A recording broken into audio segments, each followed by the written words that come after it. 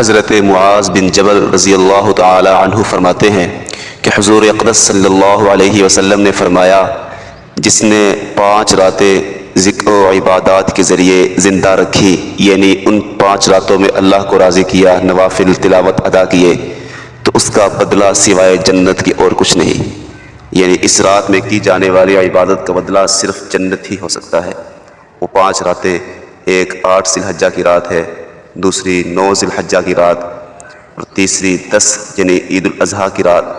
چوتھی 15ویں شعبان کی رات، اور 5ویں عید الفطر کی رات۔ یہ عید الفطر کی رات آج رات ہوگی انشاءاللہ، تو اس لیے اس رات کی قدر کریں، اس کی عظمتوں کو پہچانیں، اور رمضان المبارک میں کی جانے والی عبادات پر اس رات میں اللہ کا شکر ادا کریں، اور جن عبادات میں کمی رہ گئی اس پر توبہ استغفار کریں۔ خدا را اس رات کو لہو و لعب اور کھیل کود اور بازاروں میں ضائع نہ کرے، کہیں سارے رمضان کی محنتوں پر پانی نہ پھر جائے۔